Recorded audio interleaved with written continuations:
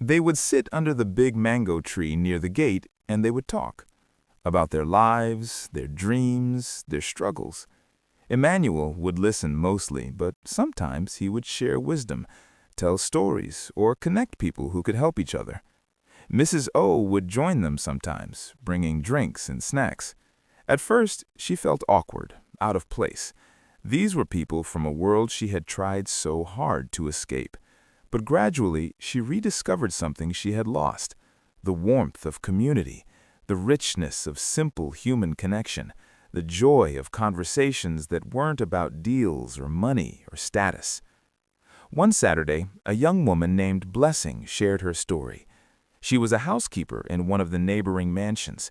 She had a degree in mass communication but couldn't find a job in her field, so she cleaned houses to survive, sending money back to her parents in Enugu. "I feel so ashamed sometimes," she said, tears rolling down her cheeks. "My age mates are in good jobs, posting their office pictures on Instagram, and me, I'm cleaning toilets. My boyfriend left me because he said I wasn't ambitious enough. Sometimes I want to just give up." Mrs. O reached out and held her hand. "Blessing, look at me. 12 years ago, I was selling pure water in traffic. People looked at me like I was invisible. People shouted at me, cursed at me, threw empty sachets at me. I felt exactly like you feel now, ashamed, hopeless, invisible." She squeezed Blessing's hand tighter. "But you know what kept me going? I refused to let my circumstances define me. I refused to let my current situation determine my future. Yes, you're cleaning houses now, but that's what you're doing, not who you are. Who you are is a woman with a degree, with dreams, with dignity." Emmanuel added, "Blessing, there is no shame in honest work. The shame is in dishonest living. You're working hard, supporting your family, keeping your dignity. That's something to be proud of, not ashamed of." Within a month, Mrs. Okafor had helped Blessing get a job in her company's communications department. It started as an internship, but Blessing's talent and work ethic quickly proved themselves. Within a year, she was a full-time employee managing social media campaigns. And Blessing never forgot where she came from. She started a support group for other domestic workers, helping them upskill, connecting them with opportunities, reminding them that their current job was not their final destination. The ripple effects continued to spread. A banker who heard about the Gateman Revolution started a program at his bank offering free financial literacy classes to domestic workers and security guards. A school principal created scholarship opportunities specifically for children of service workers. A group of young entrepreneurs started an app connecting domestic workers with better employment opportunities and fair wages. Lagos was changing, slowly, one conversation at a time, one act of kindness at a time, one moment of recognition at a time. But change is never smooth. There are always people invested in keeping things the way they are. One evening, as Emmanuel was closing the gate, 3 young men approached him. They were well-dressed, driving an expensive car. Their faces were hard, their eyes cold. "Old man," the leader said, stepping out of the car, "we've been hearing about you, about this your Gateman Revolution nonsense. You think you're smart, eh? You think you can change Lagos with your small talk and philosophy?" Emmanuel remained calm, his hand still on the gate. "Good evening, gentlemen. How may I help you? You're disrupting things. People are starting to ask questions. Workers are demanding better treatment, better pay. Do you know how much this is costing businesses? Do you know how many ogas you're annoying?" If treating people with dignity is disruptive, then perhaps the system needs to be disrupted. The young man moved closer, threatening. "Listen carefully, old man. Stop this nonsense. Stop these gatherings. Stop putting ideas in people's heads, or things will become uncomfortable for you." Mrs. O, who had been watching from her window, came rushing out. "Excuse me, what's going on here? Who are you people?" The young men looked at her, then back at Emmanuel. The leader smiled coldly. "Just having a friendly conversation with the professor here. No problem, madam. We were just leaving." They drove off, but the threat hung in the air like smoke after a fire. Mrs. O was shaken. "Emmanuel, we need to call the police. We need security. These people are dangerous." But Emmanuel just smiled his gentle smile. "My dear, I've faced worse than this. Much worse. During the military regime, I was detained for 3 months because I wrote a paper criticizing economic policy. I've been threatened by people far more powerful than those boys. But here's what I've learned. Truth is more powerful than threats. Love is stronger than fear, and no amount of intimidation can stop an idea whose time has come." "But what if they come back? What if they hurt you?" "Then they hurt me, but the work continues." "Mrs. Okafor, you must understand something. Real change always faces resistance. Always. Those who benefit from injustice will always fight to maintain it, but that's not a reason to stop. That's precisely the reason to continue." Mrs. O didn't sleep that night. She lay in her big bed, in her big house, thinking about courage. Emmanuel, an old man who could be relaxing in comfort, who had earned the right to rest, was putting himself in danger for a principle, for the idea that every human being deserves dignity. And what was she risking, really? She had money, she had power, she had influence. But was she using it to truly make a difference? Or was she just making comfortable changes that didn't really challenge anything fundamental? The next morning, she made a decision. She called a press conference. Every major media house in Lagos showed up. They thought she was announcing a new product or a new investment. Instead, she did something completely unexpected. She told the truth. "Yesterday," she began, her voice strong and clear, "my friend and my teacher, Professor Emmanuel Adeyemi, was threatened. Threatened for daring to suggest that security guards and housekeepers and drivers deserve respect. Threatened for starting conversations about dignity and humanity. Threatened for daring to challenge the comfortable order where some people matter and other people don't." She paused, looking directly into the cameras. "And I need to say this clearly. I stand with Emmanuel. If they come for him, they come for me. If his message is dangerous, then I'm dangerous too, because I believe what he believes. Every human being, regardless of their job or status or bank account, deserves to be treated with dignity, respect, and kindness." The room was electric with tension. Cameras flashed, journalists scribbled furiously. "Furthermore," Mrs. O continued, "I'm putting my money where my mouth is. Today, I'm announcing the Dignity Fund, 100 million naira to start. The fund will provide better wages for domestic workers, training programs for security personnel, scholarships for children of service workers, and legal support for any worker facing exploitation or abuse." The questions came fast and furious. Who threatened Emmanuel? Why was she doing this? Wasn't this just publicity? Was she running for political office? She answered each question with honesty and passion. No, she wasn't running for office. Yes, this was partly for publicity because the message needed to be public. And she wasn't going to name who threatened Emmanuel because that would only escalate things. What I will say is this: Lagos, Nigeria, Africa, we can be better. We can build a society where everyone matters, where every contribution is valued, where dignity is not a luxury for the few, but a birthright for all. And it starts with small things: learning names, saying thank you, paying fair wages, treating people like human beings. It's not complicated.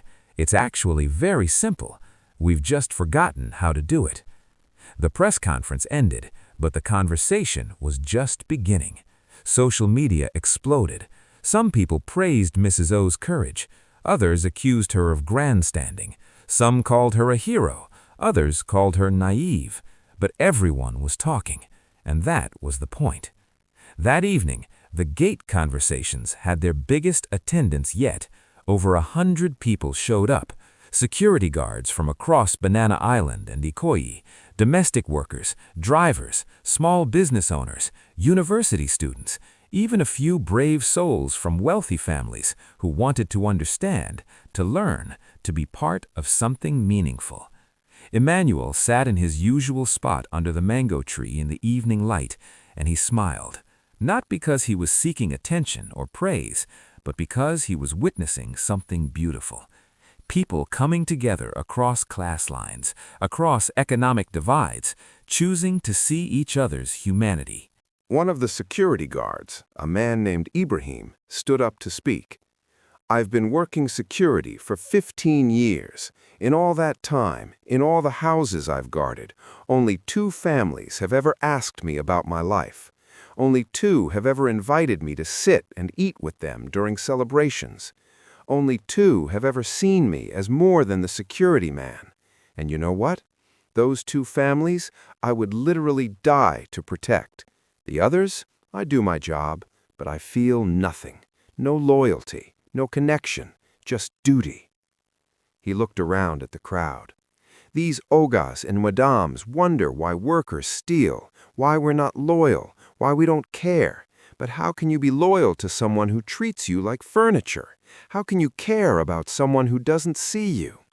Professor Emmanuel is teaching us that we matter, that we're not just security men and house girls. We're Ibrahim, blessing, Emeka, patience. We have names, we have stories, we have worth. The crowd erupted in applause, and in that moment, something shifted. This was no longer just about respect or dignity in an abstract sense. This was about reclaiming identity, about insisting on being seen, about demanding recognition as full human beings. Mrs. O felt tears in her eyes. She thought about all the years she had been blind, all the people she had walked past without seeing. She thought about her younger self, the girl selling pure water, invisible to the people in their air-conditioned cars. She had become those people. She had become the person who didn't see. But she was seeing now, and once you see, you can never unsee again. The movement grew. The Gateman Revolution became more than just a catchy phrase. It became a fundamental shift in consciousness. Companies across Lagos, across Nigeria, began implementing dignity policies, fair wages, respectful treatment, recognition programs, career development opportunities for support staff. It wasn't perfect. There was resistance, there were setbacks. Some companies did it genuinely, others just for publicity. Some people truly changed, others just went through the motions. But even imperfect change is still change. Even small steps forward are still progress.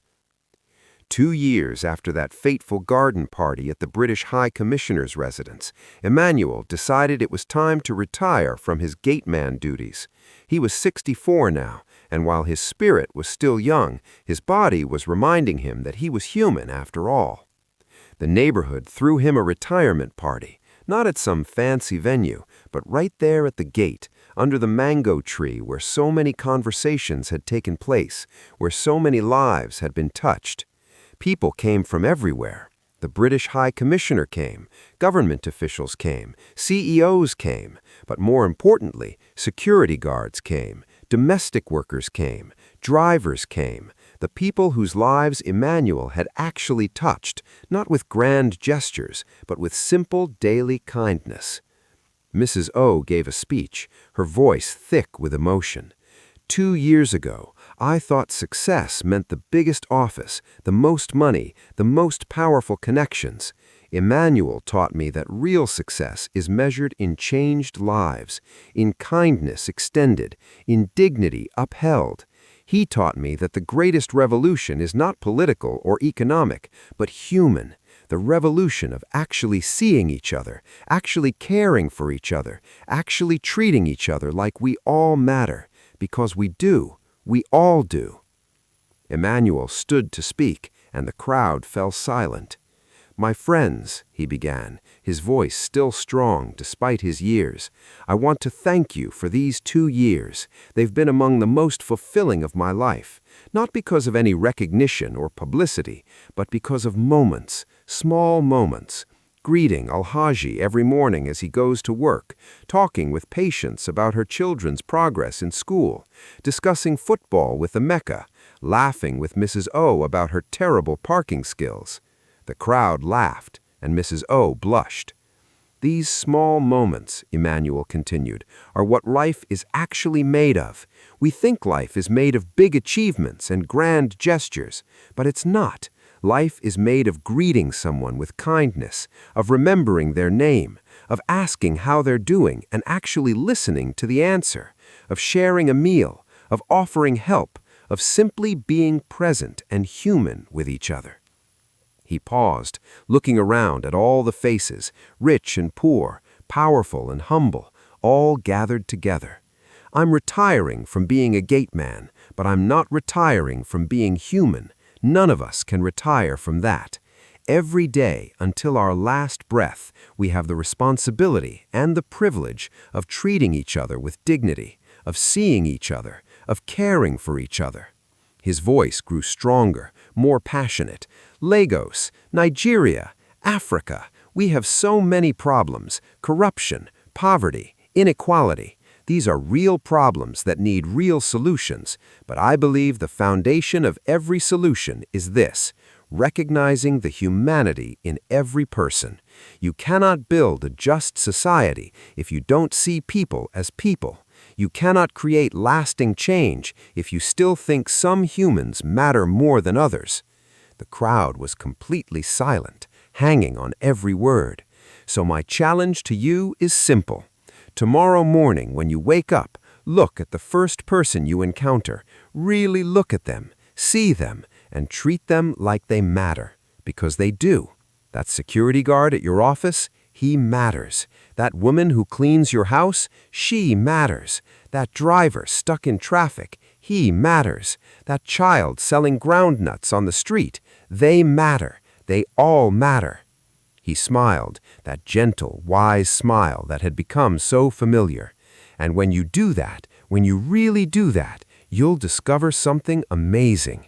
You'll discover that in seeing others, you find yourself. In recognizing their dignity, you reclaim your own. In treating them with kindness, you become more fully human. This is the revolution. This is the change. This is the answer." The applause that followed was more than noise. It was agreement. It was commitment. It was a collective decision to try, to do better, to see better, to be better. As the party wound down and people began to leave, Mrs. O approached Emmanuel.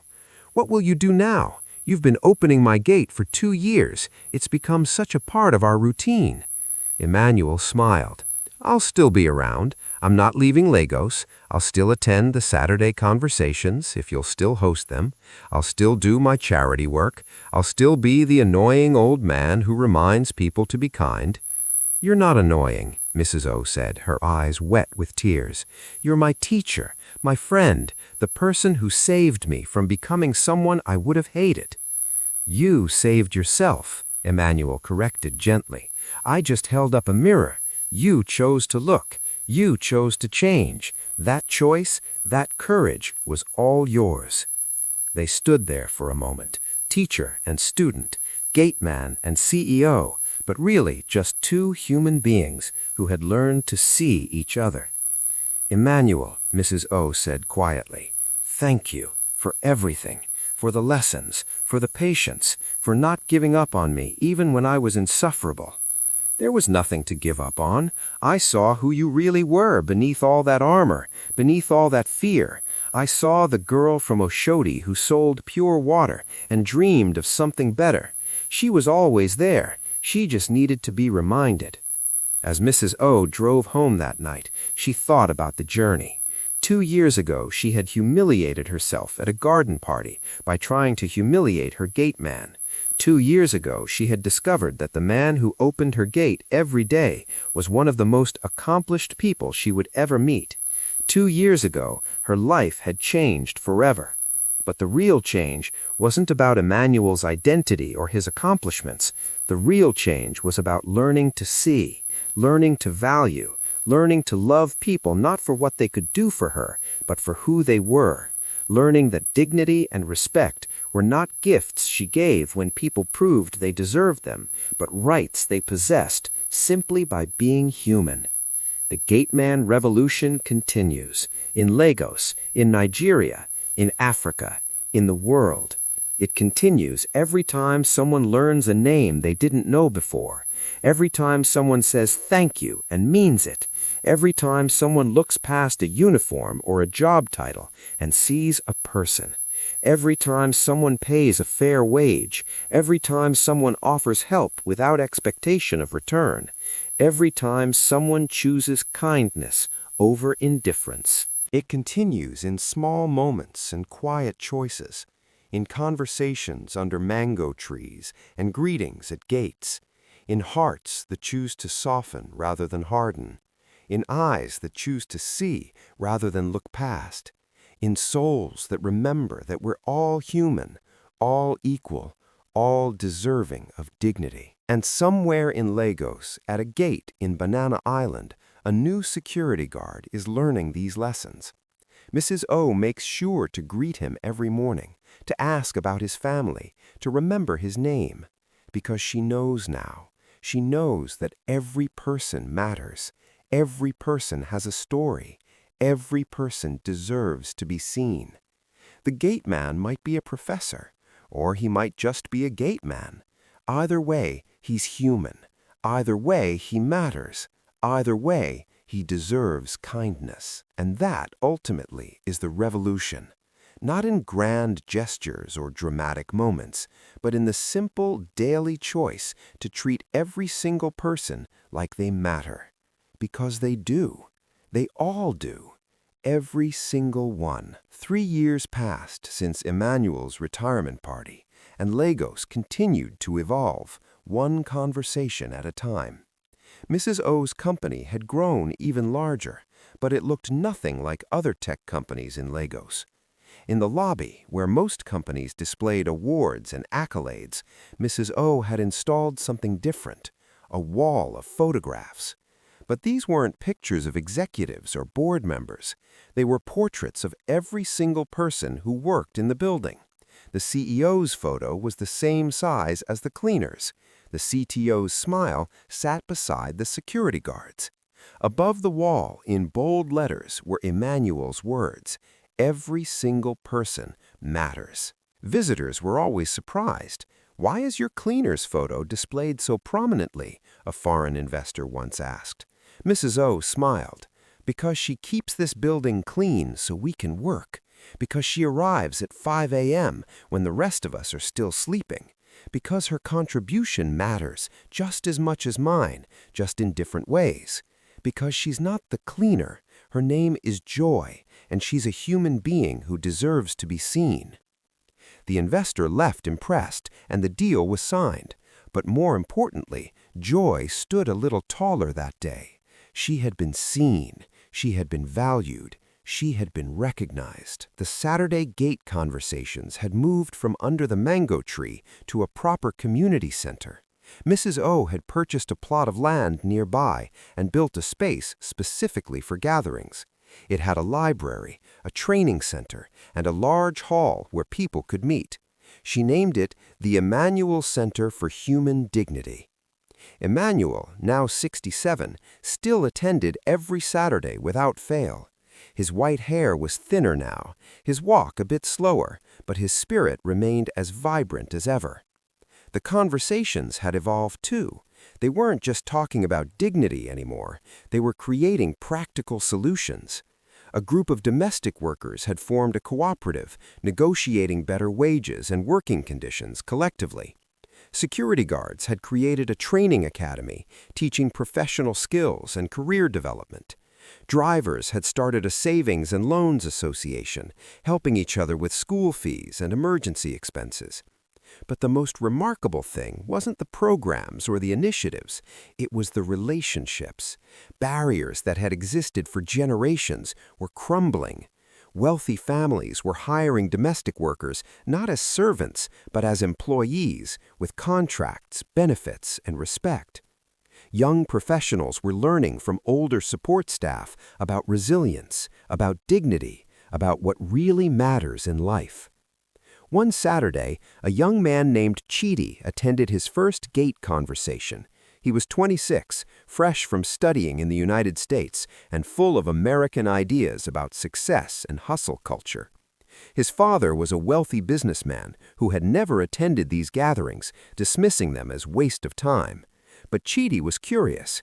He had heard stories about the Gateman Revolution. He wanted to see for himself what all the noise was about. To be honest, I don't really get it. People are paid for jobs, they do the jobs. What's all this talk about dignity and respect? It's business, it's simple.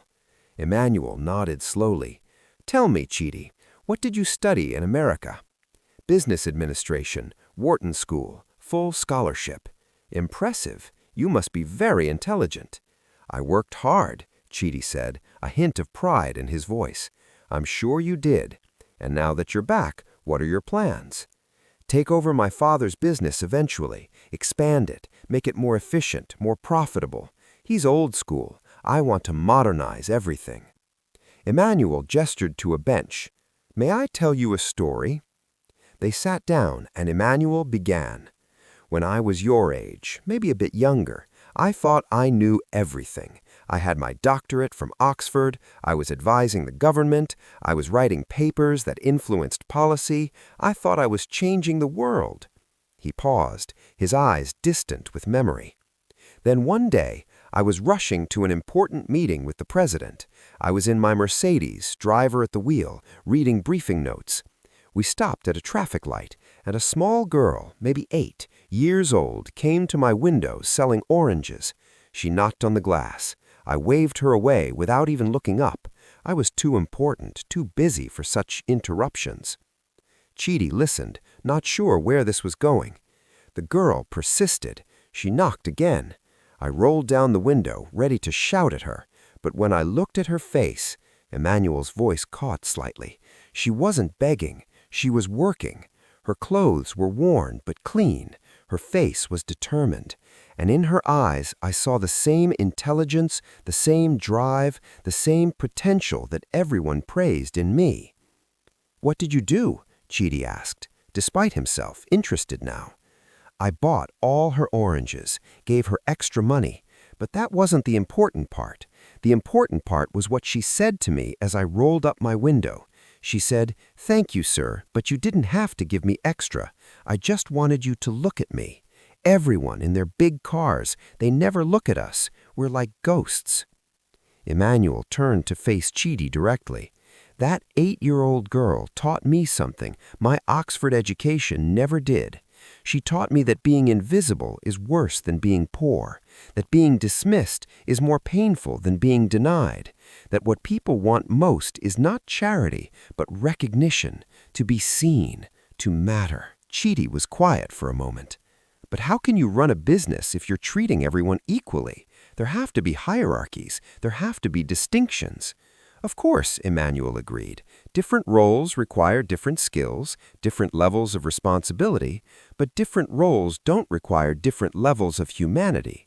You can be the CEO and the janitor can clean the floors, but when you pass each other in the hallway, you're both just people, both deserving of a greeting, both deserving of respect. Do you understand the difference?